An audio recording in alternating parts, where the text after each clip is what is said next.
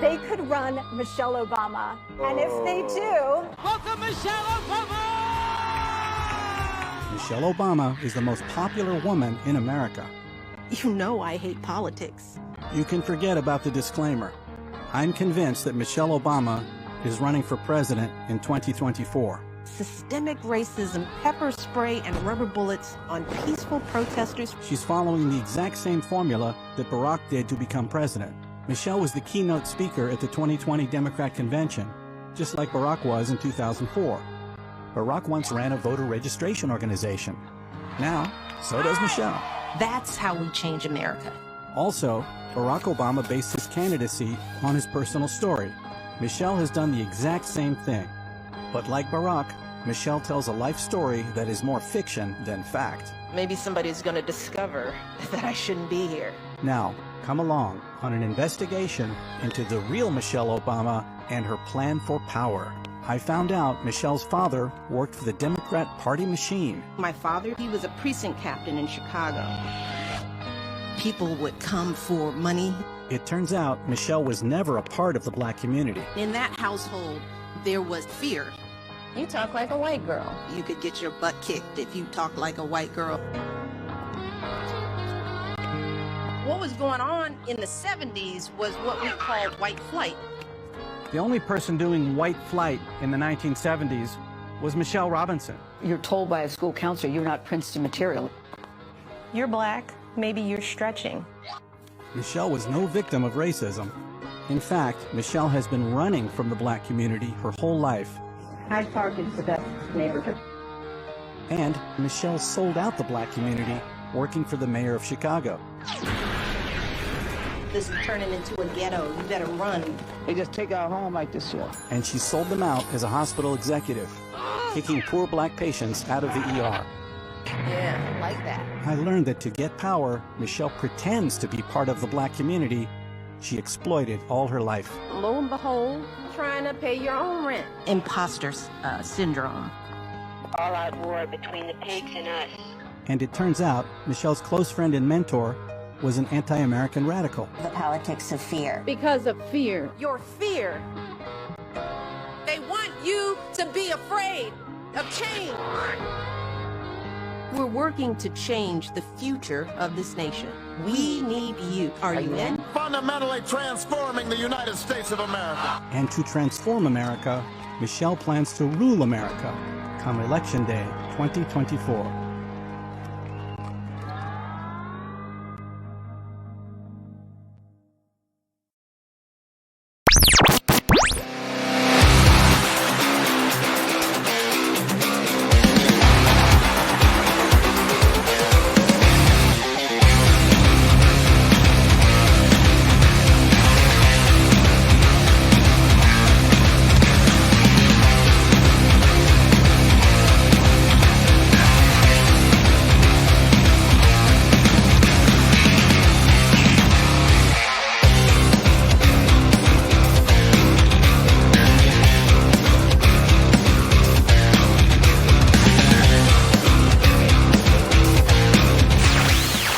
Welcome back to the program. My guest today is a prolific documentary filmmaker, director, and author. He has produced truthful exposés on Barack Obama, one being Dreams from My Real Father, The Art of the Insult about President Donald Trump. He's even done videos and movies about iconic people in the music industry, such as Bob Dylan and Paul McCartney, and even Elvis Presley. He is here today to discuss his brand new film and his brand new book, The Real Michelle Obama, Michelle Obama 2024, and the real life story and her quest for power. Please welcome Joel Gilbert to the program. Joel, how are you doing today? Okay, great to be here.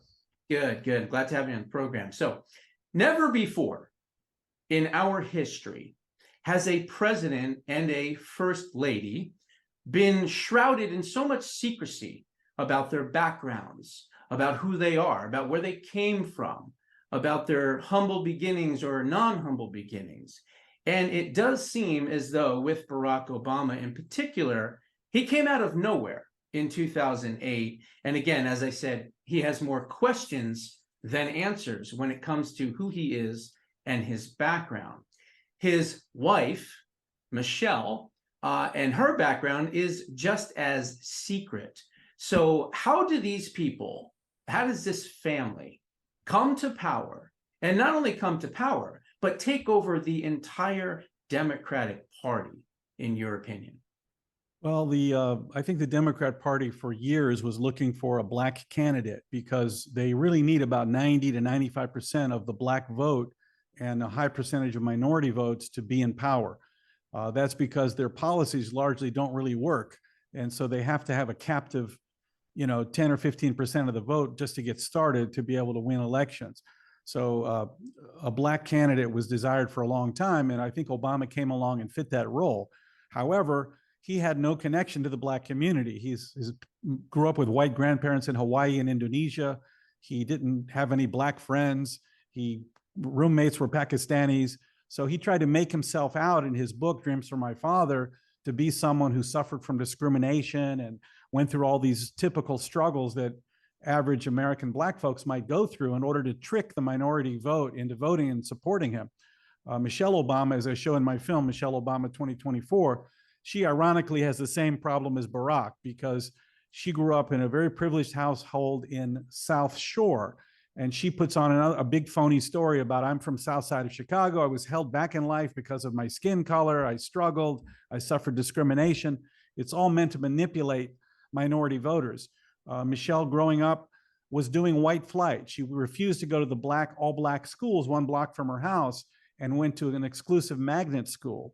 Her brother went to an all white Catholic school, even though the family wasn't Catholic, to avoid studying with blacks. The black kids would beat Michelle up and tell her she was an Oreo. It was a racial insult, meaning you're black on the outside, but you're white on the inside. And Michelle writes about getting in fistfights with girls who said she was acting white. I also chronicle Michelle's terrible history of abusing the black community in her professional career. She worked for the mayor of Chicago. She was the assistant planning commissioner, and her job was to kick 20,000 black people out of their homes. She destroyed the projects at Cabrini Green when she was the assistant planning commissioner. And having proven how callous she was toward the black community, the University of Chicago Medical Center hired Michelle to kick black people out of the emergency room. Michelle would put them in these vans and dump them back on the South Side. It was called patient dumping. It was illegal.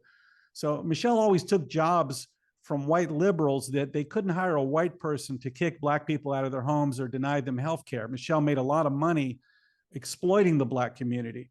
And so that's the reason for her big lies about just being an ordinary black person from the South Side. She's not even from the South Side. So that's a lot about the Obamas' unknown background, is that they have no connection to the black community, but they fake one in order to get power. Exactly. And, you can see that with Kamala Harris as well. They threw her up there as a, quote, black female VP. Well, she's not black. She's actually Jamaican, and she's actually Indian descent as well. And so the same thing, the racist left basically said, well, we don't really have a quote unquote black person. We have someone who's black and white, but we'll just throw it up there because we'll fool all the white voters into feeling guilty about slavery. And then they'll go out and they'll vote for this radical extremist for president. There is no question in my mind and in anyone else's mind that is really truly paying attention that Barack Obama is 100% in control of this illegitimate Biden regime. In fact, I'll go one step further and point to who I think, as many do, including Rick Grinnell and others, that is the actual real quote unquote president these days. And up until May of 2023, that was the former United Nations ambassador and national security advisor, Susan Rice, who many believe, is calling all of the shots in the Biden regime, if you will. So if, God forbid, your premonition, if you will, comes true, and Michelle was to run and steal it, because let's face it, I don't think she would win legitimately, this would mean that the Obamas would collectively be 4 terms in office, if you count the fact that they're running things right now. How and when are the American people and the voters going to be able to understand that and fight back against it?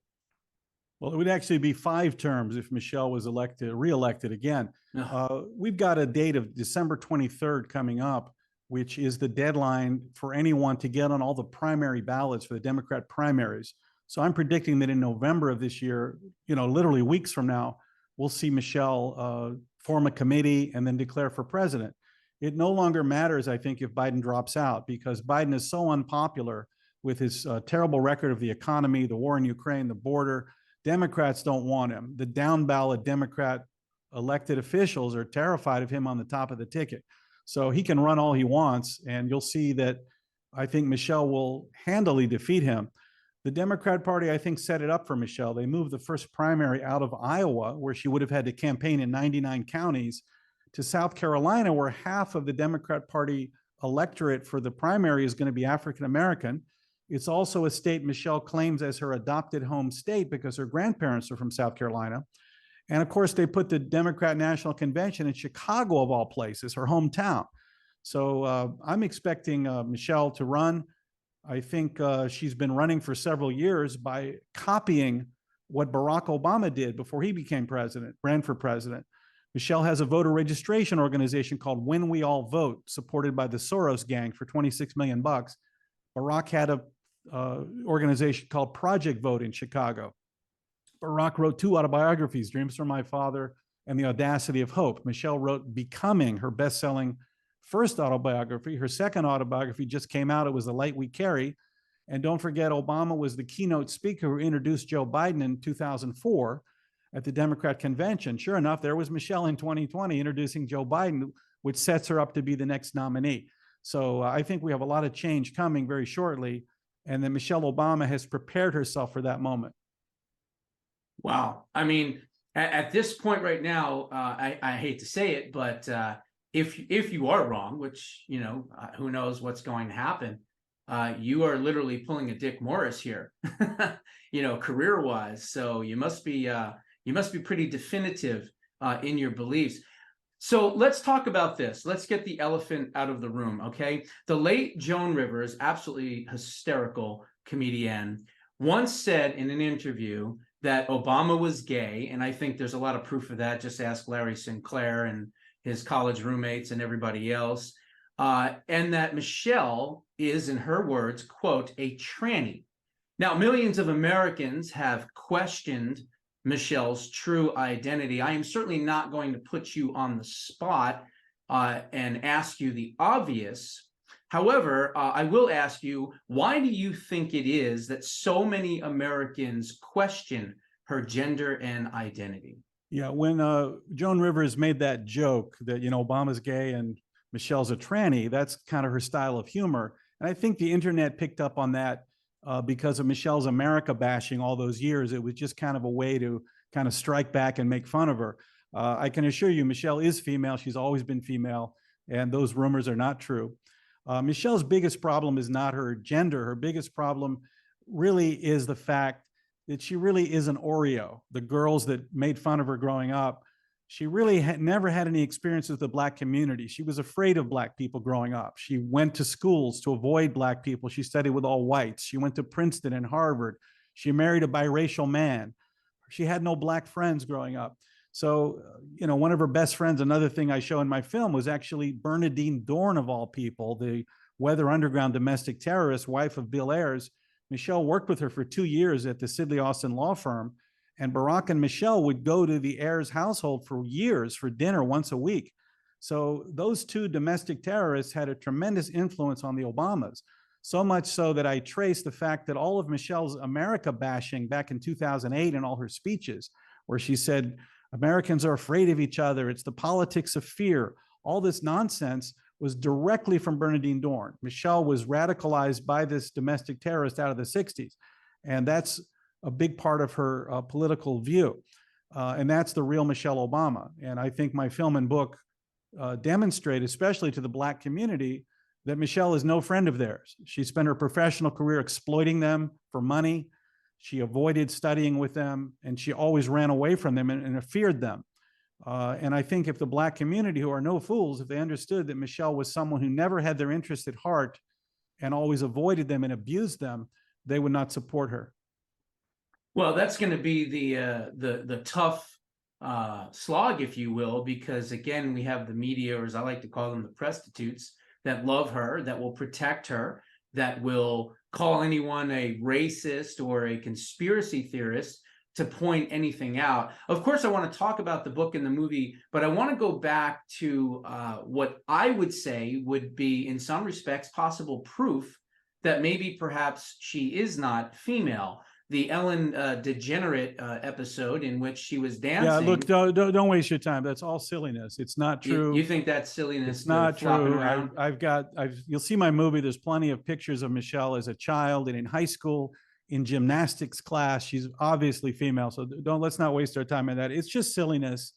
The biggest problems Michelle has is the fact that she really is a white girl. She grew up, she said Mary Tyler Moore was her hero. She watched the Brady Bunch every day. She took piano lessons. She went to Paris in high school with her French class. She grew up away from the black community, was afraid of them. That's her biggest issue. And she's trying to trick voters, and she's been doing that for years by claiming to be just an ordinary person from the south side of Chicago, but she's not. Gotcha.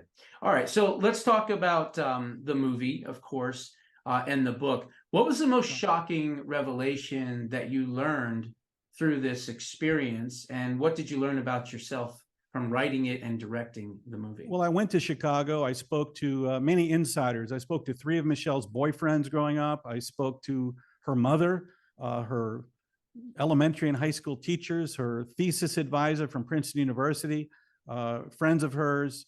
I spoke to the Korean boy that was her first kiss when she was in first grade in elementary school. So I got a real insider view of what Michelle was like growing up. And Michelle really had, I guess you could call it a great American experience. She lifted herself up. Her parents took her out of the bad schools and put her in, exclusive schools, Princeton, Harvard, and she's an American success story.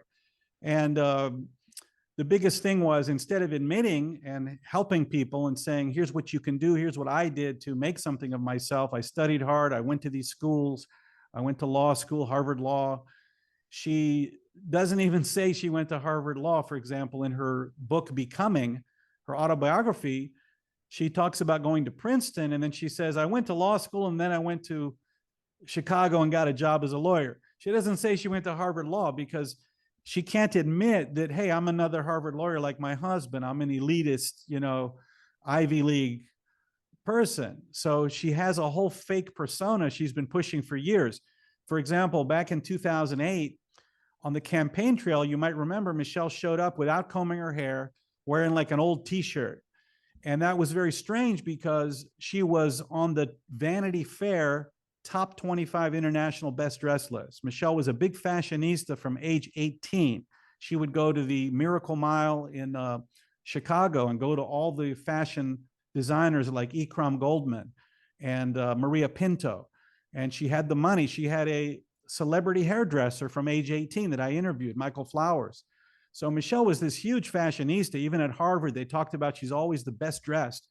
But she shows up on the campaign trail for Barack dressed as a homeless person, doesn't comb her hair. She wears like a t-shirt with a skirt, kind of how she imagines a black person might look like in the 50s, a black housewife.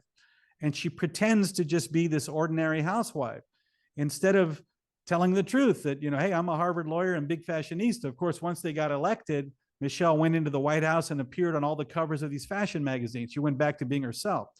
But it's the manipulation of Michelle Obama, how she manipulates people using her fashion, her speech. When she would speak to a black audience, she'd put on a phony urban accent. If you were a white person that did that, you'd be charged with a hate crime. But Michelle manipulates and uses minority and black voters with these little subtle things like her fashion, her speech, her fake stories to get power. And it's really the same thing her father did. Her father was a precinct captain in Chicago working for the Democrat Party machine. His job was to get black voters to go out and vote for the white liberal Democrats. And her father had a job called a patronage job. It means they gave you an easy job at the water department, and as long as you brought out the black vote for the white liberals. So Michelle was campaigning with her dad from age 4, running around trying to manipulate the black community. Michelle also grew up in Jesse Jackson's house when he was running for president. She was best friends with his daughter, Santita. So she's been around politics her whole life. So Michelle's really a political animal. She married a politician. She married her father. And she's just a person that's very, very manipulative and very fake and very phony in politics. And that's the biggest lesson you can learn from watching my film. So let me ask you this then. If the nominee for the Republicans is going to be President Trump, Donald Trump, and you are again predicting that it's going to be Michelle Obama, in a race between the two of them, do you really think that she can beat him, or do you think that Trump will be able to expose who she truly really is and tie everything together to the last, administration, this Biden regime? What are your thoughts on that? Well, I think the Democrats must have 90 to 95% of the black vote, and they're desperate to keep it. They were under great threat by Donald Trump because he delivered for the black community what Democrats were promising for 60 years and never did. He brought prison reform, he brought high wages, he brought school choice, all the things the black community benefited from. So that's why you see Biden appointing blacks to so many positions like UN ambassador, press secretary, defense secretary, head of the Joint Chiefs of Staff, House minority leader. Their message to black voters is rather insulting. It's, we look like you, so you should vote for us. So Michelle kind of fits that messaging. So Trump has to break through. He has to bring these issues in my film on the table and say things to Michelle like, Michelle, how much money did you make denying access to health care to black people? Michelle, why did you make 20,000 black people homeless on behalf of white liberals? Michelle, are you going to apologize for what you did to the black community in Chicago? That'll open a whole can of worms because black voters are not going to support someone that abused black people their whole life like Michelle did and is a fake and a phony. So I think Trump has a chance. Now, Michelle does fill up the plausibility problem of the ballot stuffers. Because if they say on election night Joe Biden won, no one's going to believe it. They'll think they cheated. If they say Michelle Obama won, you'd say, well, she's so popular, I guess I believe it. So she fills that role. Wow, this has been an excellent interview, a terrifying interview, of course, if your premonition does indeed come true. Where can folks go to buy your brand new book and to see your new explosive movie? So the film, you can get it, live stream it on salemnow.com, Salem Now, and also Amazon Prime Video. And then the book version is going to be on Amazon.com, and also the DVD you can buy on Amazon.com. Okay, well, good. I'm going to show a clip when we put this interview all together in the very beginning, so people get an idea of what the movie is all about. Yeah, you can show the movie trailer, and people can see the trailer and also read all about the film and book at michelleobama24.com. Gotcha. And also you have your own personal website is highway61ent.com. Is that correct? Yeah, that's my corporate website for all my films, highway61ent.com. Okay, you got it. Well, Joel, it's been a pleasure having you on the program. You're one of the guests that I would say this direct to. God, I hope and pray to God you are wrong. But I definitely appreciate you being on the program, and I wish you nothing but the best of luck. Okay, thanks for having me today. God bless.